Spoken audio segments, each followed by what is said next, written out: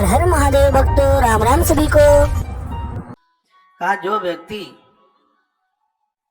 भगवान का भोग लगा करके नित्य नैवेद्य लेता है, निश्चित रूप से उसकी मति भगवान के चरणों में लग जाती है। ठाकुर जी का भोग लगा करके ही आपके घर में रसोई शुरू हो, तबो उपहारम भक्ता ये सेवते यज्ञ पुरुष सेवित अस्ते। देखो इसमें बड़ी सुंदर बात कही है, जो भगवान का भोग लगाते हैं उन्हें रोजाना यज्ञ कर्म करने का पुण्य प्राप्त होता है।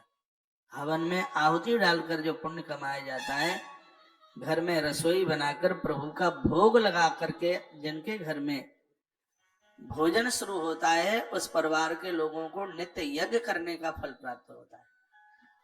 तो दोपहर की रसोई बने, मैंने पूर्व में भी बोला है, लहसुन प्याज दोपहर की रसोई में मत घुसने दो। रसोई में दोपहर की जो रसोई है बिल्कुल शुद्ध साफ सुथरी, एकदम नहा धोकर तुलसी पत्र डालकर पर्दा डाल करके भगवान को भोग लगाइए।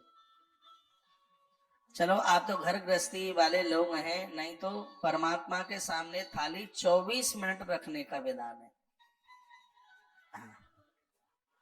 24 मिनट प्राण प्रतिष्ठित मंदिरों में भोग इतनी देर के लिए रखा जाता है, वो रख देते हैं, पर्दा डाल देते हैं उसमें। चलो आप 24 मिनट नहीं रख सकते तो 24 सेकंड तो रख दो। हाँ, दिखा तो दो उनको, प्रभु को, भगवान को, कहीं देख लो ये। हाँ, ठाकुर जी के सामने थाली, रसोई से मंदिर तक भी लेके जा रहे हो तो थाली ढकी हुई होनी चाहिए, खुली नहीं। और बिना घी लगाए हुए तो वह देवताओं का भोजन नहीं होता, उसके ऊपर अधिकार प्रेतों का, भूतों का होता है। इसलिए कभी भी यात्रा में चलो तो रोटियां लेके नहीं, पूड़ी शुद्ध भोजन माना गया है पूड़ी को। हाँ, उसको पकवानों में लिया गया है। जब कहीं घर से आप बाहर जाते हैं तो पूड़ी नहीं तो पराठा, दाल भात नहीं ले जाया जाता रास्ते में, कड़ी नहीं ले जाई जाती रास्ते के भोजन में, रोटियां नहीं ले जाई जाती, पूड़ियां बना लीजिए, पराठा बना लीजिए। आपकी रसोई में से भी आप मंदिर तक लेकर के जाते हैं तो उसको ढकिए। याद रखिएगा, आरती बाद में होती है, भोग पहले लगता है। जो सुबह आप जो पूजा में पहले भोग बाद में आरती, पूर्णावती में भी पूर्णावती बाद में होती है, भोग पहले लगाया जाता है।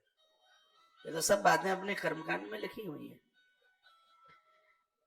महर्षि वाल्मीकि जी को राम जी ने पूछा था कि मैं कहाँ रहूं, तो उन्होंने 14 स्थानों में एक ये भी तो स्थान बताया था जो तुम्हें नित्य भोग लगाए, आप उनके घर में जरूर रहना। तो भगवान को जो भोग लगा करके जिनके घर में रसोई शुरू होती है, भगवान कभी भी उस घर को छोड़ करके नहीं जाते।